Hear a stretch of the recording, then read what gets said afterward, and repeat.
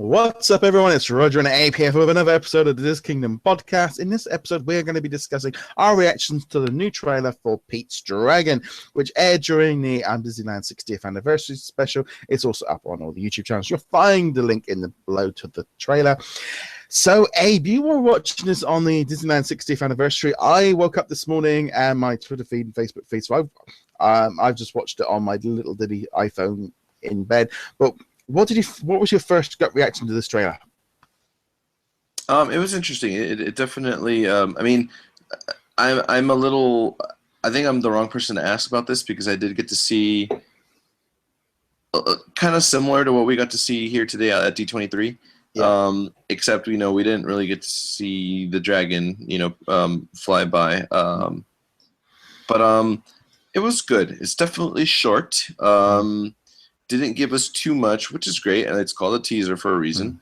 But I did, I don't know why, but part of me kind of was hoping that the CGI dragon Elliot would look similar to his animated version, just a little bit. And I just feel like he looks like an actual dragon. That's the thing. I mean, we didn't, let alone we didn't get to see his facial features, or we didn't get to see much, but we saw him fly by for a second. If you zoom in onto that poster, to the very top right, you can kind of see his eye. So it's like you get an idea of what he may look like, but again, we didn't get to see him completely.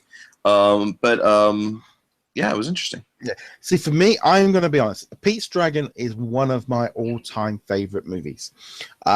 This is a movie that I watched on video continuously as a kid. I know all the songs. I must have seen this movie 100, 300 times over my life. Watched it before you went to sleep last night. Yeah. Probably, yeah. It's just kind of one of those movies that if it's on TV, I end up watching it. It's just one of those TV movies that kind of, even my family now, they know that me and Pete's Dragon, that was kind of the thing of when I was a kid, one of my favorites. So I hadn't seen anything about this movie at all. So when I watched that trailer this morning, I was a bit like, okay, this is different. This is like you've taken a movie and you've used it as a premise, but you're going to do completely something different. And I'm a little bit relieved, actually, because it was a bit like, this is going to be so different from what I remembered as my favorite movie that it's going to be so different, therefore it's separate.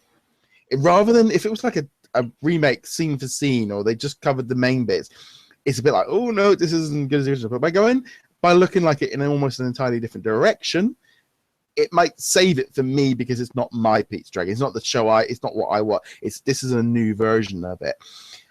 It did feel like, I think, because I didn't know that girl from Jurassic World was in it. So she popped up and I go, okay, she's in the wrong movie. Where's Chris Pratt? He's probably in it. You never know. Yeah. He seems to be in everything. So he just runs in a Star-Lord thing on it. I didn't know she was in it.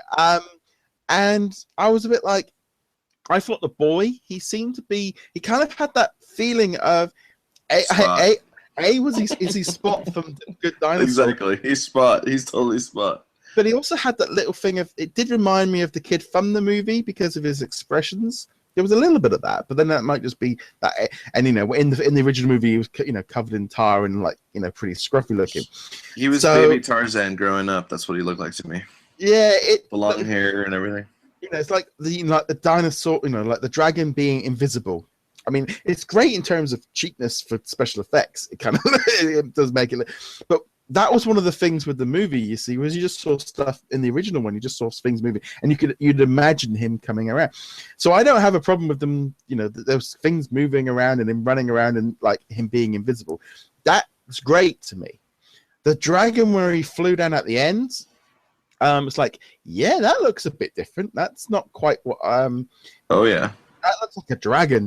That's not. That was my expression. Oh, that's a dragon. Yeah, that's like, what's this? Was it? I can't think of the name. Smeagol or something from the Hobbit movie. Smog. Yeah.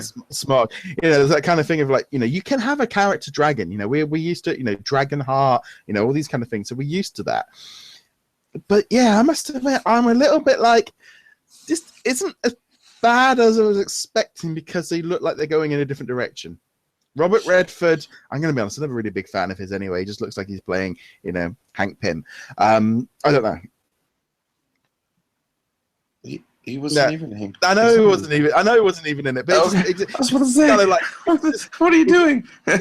You're thinking he's in the Winter Soldier. He's a bad guy winner. It's just like generic old man kind of thing now. Gotcha.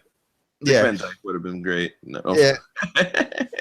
I don't know. No, it's too soon, I guess, to tell is what I want to say. To some people, it was a major letdown because it was so short. But at the same time, I think it was also great because it was too short.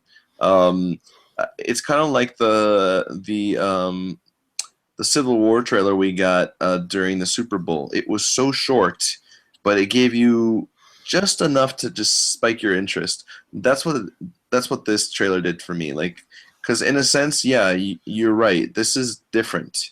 It definitely categorizes itself separate from the original movie. That's the same way I felt about Maleficent. I didn't think it was anything to do with Sleeping Beauty and what we got to see before. I categorized it as different.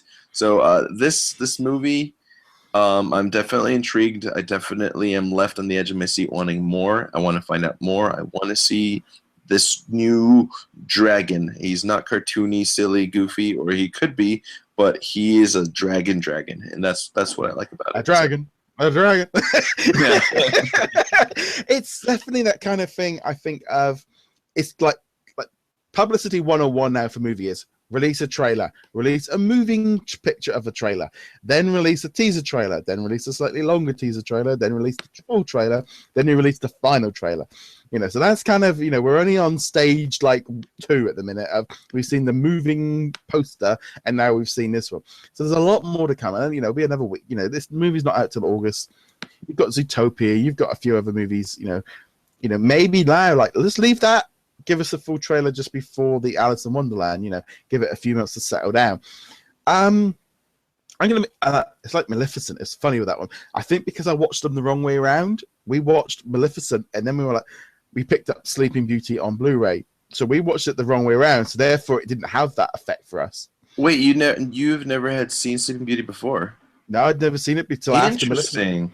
So I saw it very different. So Maleficent for me was a good movie because I didn't have any preconceived notions of what it was. Because it was quite funny for me. Sleeping Beauty was a girl's film when I was a kid. It was a 50s old film. Didn't really appeal to me as a kid, so I never watched it. A lot of the princess movies I didn't watch till basically my wife come along and made me watch them, and then I liked them. But I'm glad you clarified during this episode the type of movies you watched as a kid, because I completely thought you would be watching princesses movies all the time. You guys have a queen and all that stuff. I'm just playing. I'm be honest. Beauty and the Beast, Little Mermaid, Mulan, Pocahontas. I didn't see till I was into my 20s or 30s. Wow. Okay. No. They were not part of my childhood because they were girl movies. They were. I didn't watch. I think when Mulan came out, I was about 18. So therefore, Mulan did not appeal to me to be. I get you. What was Mulan? 98. 96. Don't quote me on years. Something like that. 90s. For me at that point, Toy Story was out, Bug's Life. I was going to see them at the cinema, but I was too old for it. Little Mermaid, I was about 12, 13. Little Beauty and the Beast. I was into Ninja Turtles, Transformers. Little Mermaid didn't appeal to me. So, some ways with these remakes, Maleficent worked for that. But Pete's Dragon is one of those movies I'm like, do it right, because I watched it as a kid. No, and that makes sense too. Like for me, I grew up with 2 sisters, and I was the middle child. So it's like I watched all the girl movies at the same time as I watched all the boy movies, and I memorized all the songs of Backstreet Boys and NSYNC because I had 2 sisters. You know what I mean? Like you did you grow up with sisters? I have a brother. I have a younger brother. You see, so we didn't do that.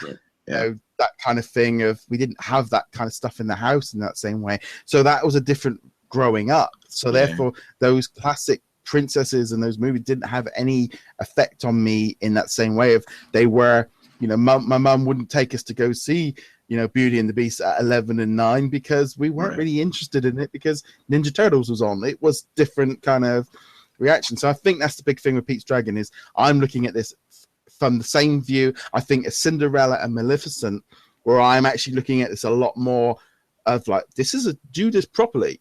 I didn't have that problem with Cinderella and Sleeping Beauty because it didn't really have that same connection to them.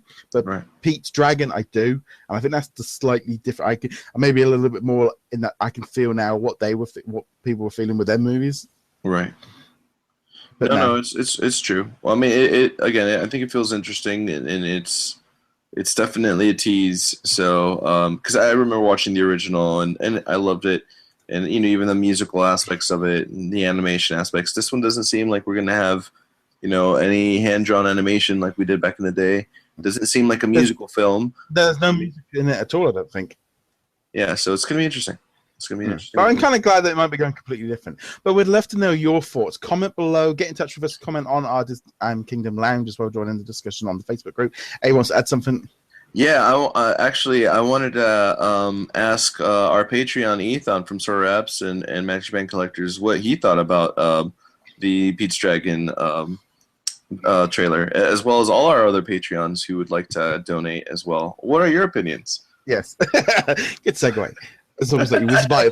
It's just like you whiz by them and go, hello. All right, I wanted to take that away from you. Anyway, guys, thank you very much for watching. Be sure to hit that subscribe button on YouTube, and also if you're listening on any of the podcast versions of this, and big thank you for everyone for joining in again. Anyway, guys, we shall see you guys in the next episode. Laters.